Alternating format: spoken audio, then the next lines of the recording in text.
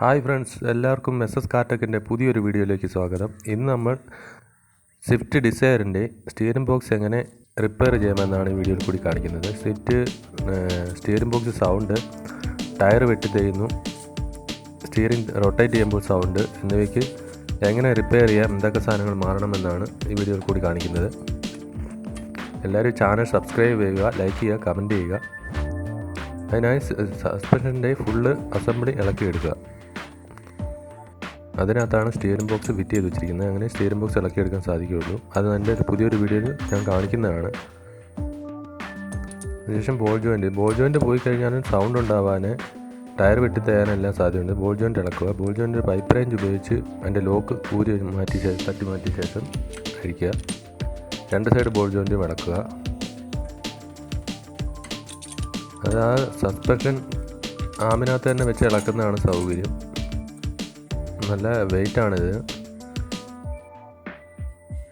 Steering box set അസംബ്ലിക്ക് നല്ല വെയിറ്റാണ്. അതിൻ്റെ motor ഉൾപ്പെടെ ഇതിനകത്താണ് വരുന്നത്.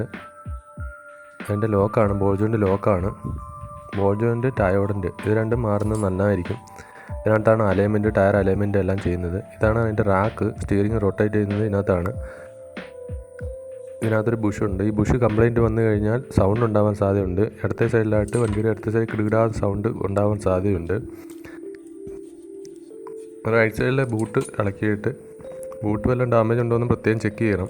ബൂട്ട് ഇളക്കുക. ബൂട്ട് ഇളക്കിയിട്ട് അവിടെയും ബോൾ ജോയിൻ്റെ ലോക്ക്, ബോൾ ജോയിൻറ്റിൻ്റെ ത്രെഡുമുണ്ട്, അത് ഇളക്കിയെടുക്കുക. ഇതാണ് അതിൻ്റെ ലോക്ക്. അതൊരു ചുറ്റി ഹാമർ ഉപയോഗിച്ച് തട്ടി ലോക്ക് കത്തിയിട്ട് പൈപ്പ് റേഞ്ച് ഉപയോഗിച്ച് ബോൾ ജോയിൻ്റ് അഴിച്ചെടുക്കാവുന്നതാണ്. അതിനപ്പുറത്തായിട്ടാണ് അതിൻ്റെ മോട്ടർ ഇരിക്കുന്നത്. ഒരു പൈപ്പ് റേഞ്ചും പൈപ്പ് ഉപയോഗിച്ച് നമുക്ക് നല്ല ടൈറ്റ് ചെയ്യുമ്പോൾ തന്നെ നല്ല രീതിയിൽ ടൈറ്റ് ചെയ്യണം. അതിനകത്ത് പ്ലേ വന്നു കഴിഞ്ഞാൽ ടയർ വെട്ടിത്തയാൻ സാധ്യതയുണ്ട്. ഇവിടെയാണ് പിനിയൻ ഭാഗം വരുന്നത്. മില്ലിങ് ഭാഗം ഇവിടെയാണ് വരുന്നത്. ഇവിടെ നിന്നാണ് റൊട്ടേറ്റ് അങ്ങോട്ടും ഇങ്ങോട്ടും സ്റ്റിയറിംഗിൽ നിന്ന് ഡ്രൈവ് വരുന്നത്. ഇതാണ് അതിൻ്റെ മോട്ടർ. ഇതതിൻ്റെ പിനിയനും സെൻസറും എല്ലാം കൂടെയാണ്, അതിൻ്റെ അസംബ്ലിയാണ്. ഈ മോട്ടർ ജാമ് വന്നു കഴിഞ്ഞാൽ സ്റ്റിയറിംഗ് ടൈറ്റ് ഉണ്ടാകാൻ സാധ്യതയുണ്ട്.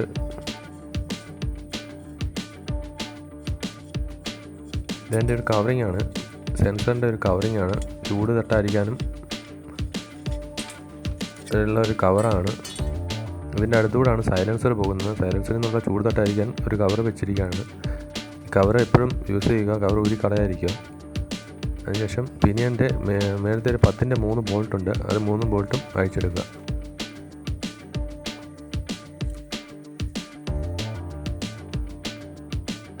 അതിലൊരു എർത്ത് വയറും വരുന്നുണ്ട്. എർത്ത് വയർ പ്രത്യേകം കൊടുക്കാൻ ശ്രദ്ധിക്കുക. എർത്ത് വയർ ഇല്ലെങ്കിൽ സ്റ്റിയറിംഗ് ടൈറ്റ് അനുഭവപ്പെടും. എർത്ത് വയർ കട്ടായാലും സ്റ്റിയറിംഗ് ടൈറ്റ് അനുഭവപ്പെടും. ഇതാണ് അതിൻ്റെ സെൻസറിൻ്റെ വീലും കാര്യങ്ങളുമാണിത്. ഇത് പ്രത്യേകം അഴുക്കാവാതെയും മണ്ണാവാതെയും പൊടിയാവാതെയും പ്രത്യേകം സൂക്ഷിച്ച് വെക്കുക. ഇതിലുപയോഗിക്കുന്ന വൈറ്റ് ഗ്രീസാണ് ഉപയോഗിക്കേണ്ടത്. കട്ടി കുറഞ്ഞ വൈറ്റ് ഗ്രീസാണ്. ഇത് പ്ലാസ്റ്റിക് മില്ലിംഗ് ആണ്, അതുകൊണ്ടാണ് വൈറ്റ് ഗ്രീസ് ഉപയോഗിക്കുന്നത്. ഇതെൻ്റെ പിനിയനാണ്. പിനിയന് പ്ലേ വന്നു കഴിഞ്ഞാലും സ്റ്റിയറിംഗ് സൗണ്ട് ഉണ്ടാകാൻ സാധ്യതയുണ്ട്. പിനിയന് നല്ല വിലയാണ്. ഇതാണ് അതിൻ്റെ മോട്ടർ. 2 ബോൾട്ട് 12ൻ്റെ 2 ബോൾട്ട് ഉപയോഗിച്ചാണ് ഇത് അതിനകത്തേക്ക് ഫിറ്റ് ചെയ്ത് വെച്ചിരിക്കുന്നത്. 2 ബോൾട്ടും ഊരിയെടുത്ത് മോട്ടർ നമുക്ക് ഊരിയെടുക്കാവുന്നതാണ്. മോട്ടർ ജാമോ ടൈറ്റോ ഉണ്ടോയെന്ന് പുറത്ത് വെച്ച് ഊരി നമുക്ക് കറക്കി നോക്കുമ്പോൾ അറിയാൻ സാധിക്കും. സൗണ്ട് ഉണ്ടെങ്കിൽ അറിയാം. ബ്രഷിൻ്റെ സൗണ്ട് വല്ലതും ഉണ്ടെങ്കിൽ കറക്കുമ്പോൾ തന്നെ അറിയാൻ സാധിക്കും. പിന്നെ മോട്ടറിൻ്റെ വീലാണ്. വീലിൻ്റെ ഇതിനകത്തേക്കാണ്, മില്ലിങ്ങിനകത്തേക്കാണ് അത് കടന്നു കിടക്കുന്നത്. മോട്ടർ നമുക്ക് പുറത്ത് വെച്ച് കറക്കി നമുക്ക് ടൈറ്റോ ബ്രഷ് സൗണ്ടോ എന്തെങ്കിലും ഉണ്ടോ എന്ന് നമുക്ക് ചെക്ക് ചെയ്യാവുന്നതാണ്. പ്ലേ ഉണ്ടോ, ബുഷ് പോയിട്ടുണ്ടോ എന്നെല്ലാം ചെക്ക് ചെയ്യാവുന്നതാണ്. മോട്ടർ റിപ്പയർ ചെയ്യാൻ അധികം സാധിക്കില്ല, എങ്കിലും ബ്രഷൊക്കെ പോയാൽ നമുക്ക് മാറാവുന്നതാണ്. അതിൻ്റെ ഒരു വീഡിയോ ഞാൻ ഇടുന്നതാണ്. ഇത് പിനിയൻ്റെ അടിയിലെ നട്ടാണ്, കവറിങ് നട്ടാണ്. ഇത് അഴിച്ചെടുക്കുക. പിനിയൻ്റെ നേരെ ഓപ്പോസിറ്റാണ് ഇതെല്ലാം. അത് നട്ട് ഒരു 17ൻ്റെ ബോൾട്ടാണ് ഫിറ്റ് ചെയ്ത് വെച്ചിരിക്കുന്നത്. അത് ലൂസ് ചെയ്തിട്ട് ഇതാണ് പിനിയൻ ഊരി എടുക്കാവുന്നതാണ്. ഇതാണ് അതിൻ്റെ റാക്ക് ബുഷ്. ഈ റാക്ക് ബുഷ് ഇപ്പോൾ ഇത് കിട്ടാത്തതുകൊണ്ട് ഒരു നേരത്തെ ഇത് ചെയ്തിട്ടിരിക്കുന്നതാണ്.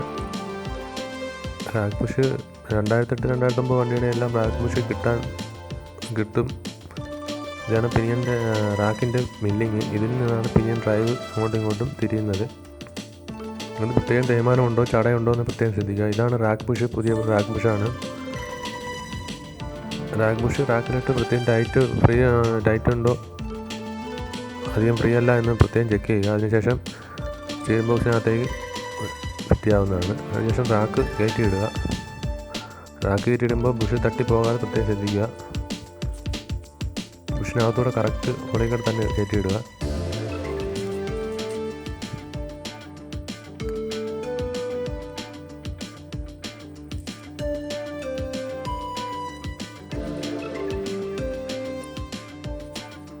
ഇപ്പോൾ ബുഷ് റാക്ക് കയറ്റി ഇട്ടു.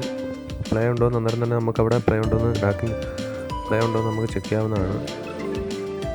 അതിനുശേഷം പിനിയൻ മില്ലിങ് കറക്റ്റ് കയറ്റി വെച്ചിട്ട് മില്ലിങ് അങ്ങോട്ട് അതിൻ്റെ രീതിയിൽ തന്നെ വരുന്ന രീതിയിൽ കയറ്റി വെച്ച് പിനിയൻ പയ്യെ തട്ടി ഇറക്കാവുന്നതാണ്. അധികം ടൈറ്റ് ഉണ്ടെങ്കിൽ തട്ടി ഇറക്കാതിരിക്കുക. മില്ലിങ് കറക്റ്റ് അല്ലെങ്കിൽ കറക്റ്റ് കയറില്ല. ഇപ്പോൾ ഫുള്ള് കയറി കഴിഞ്ഞു. അതിനുശേഷം അടിയിലെ നട്ട് ഇട്ട് ടൈറ്റ് ചെയ്ത് അതിൻ്റെ കവറും നട്ടും ഇടേണ്ടതാണ്. അടിയിലൊരു ബയറിംഗ് ഉണ്ട്. ബയറിംഗ് ടൈറ്റ് ഉണ്ടോ എന്ന് പ്രത്യേകം ശ്രദ്ധിക്കുക.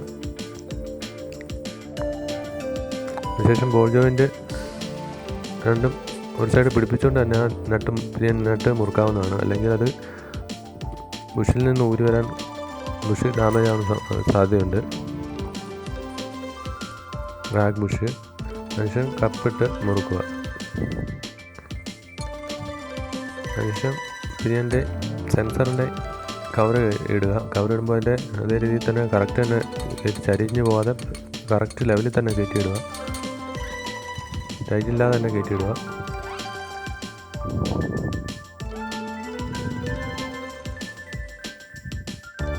ഇതാണ് ഡാമ്പർ അഴിച്ച് ഇതിനകത്താണ് കുറച്ച് ഗ്രീസ് ഇട്ടിട്ട് ഡാമ്പർ ഇട്ടിട്ട് നമുക്ക് സ്റ്റിയറിംഗ് പ്ലേ സെറ്റ് ചെയ്യാവുന്നതാണ്. ടൈറ്റ് പ്ലേ എന്നിവ ഇതിനകത്ത് സെറ്റ് ചെയ്യാവുന്നതാണ്. അധികം ടൈറ്റ് ചെയ്ത് വെക്കാതിരിക്കുക. ഒരു മീഡിയം ടൈറ്റ് ചെയ്ത് വെക്കുക. അതിനുശേഷം സ്റ്റിയറിംഗ് അങ്ങോട്ടും ഇങ്ങോട്ടും നീക്കി നോക്കി ടൈറ്റ് അഡ്ജസ്റ്റ് ചെയ്യുക. ഇതാണ് ഡാമ്പർ ബുഷ്. അതിന് മുകളിലായിട്ടൊരു സ്പ്രിങ്ങും ഒരു കപ്പും വരുന്നുണ്ട്. അതിട്ട് നമുക്ക് ടൈറ്റ് ചെയ്ത് സ്റ്റിയറിംഗ് ടൈറ്റ് പ്ലേ എന്നിവ ചെക്ക് ചെയ്യുക. സ്റ്റിയറിംഗ് പ്ലേ ചെക്ക് ചെയ്യുന്നത് അതിനുശേഷം ഇത് ഫൗണ്ടേഷനിൽ വെച്ച് ഫിറ്റ് ചെയ്തിട്ട് നമുക്ക് സ്റ്റിയറിംഗ് അങ്ങോട്ടും ഇങ്ങോട്ടും തിരിച്ച് നോക്കാവുന്നതാണ്. സ്റ്റിയറിംഗ് പിനിയനിൽ നമുക്ക് അഡ്ജസ്റ്റ് ചെയ്ത് പ്ലേ എല്ലാം സെറ്റ് ചെയ്യാവുന്നതാണ്. ഇത് പുതിയ ബോൾ ജോയിൻ്റാണ്.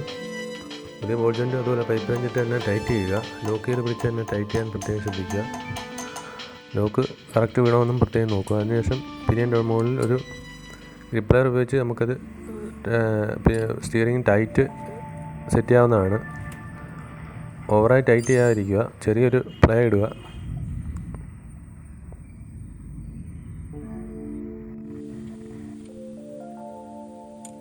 അതിനുശേഷം ഡാമ്പർ കിറ്റിൻ്റെ അഡ്ജസ്റ്റർ ബോൾട്ടിൻ്റെ ലോക്ക് ഇടുക. ലോക്ക് ഇട്ട് ടൈറ്റ് ചെയ്ത് അതിനുശേഷമേ മോട്ടോർ പിടിപ്പിക്കാവൂ. മോട്ടോർ പിടിപ്പിച്ചാൽ സ്റ്റിയറിംഗ് അങ്ങോട്ടും ഇങ്ങോട്ടും തിരിയാൻ പാടാണ്. പിന്നെ സ്റ്റാർട്ടിങ്ങിൽ മാത്രമേ കറണ്ട് വന്നാലേ അത് തിരിയാൻ സാധിക്കുകയുള്ളൂ. പിന്നെ അതിൻ്റെ കവറിങ്ങും എല്ലാം കറക്റ്റ് സീറ്റിംഗായിട്ട് തന്നെ വെച്ച് മുറുക്കുക. അല്ലെങ്കിൽ അതിനൊക്കെ സൗണ്ട് ഉണ്ടാവാൻ സാധ്യതയുണ്ട്. ഇങ്ങനെയാണ് സ്റ്റിയറിംഗ് ബോക്സ് സെറ്റ് ചെയ്യുന്നത്.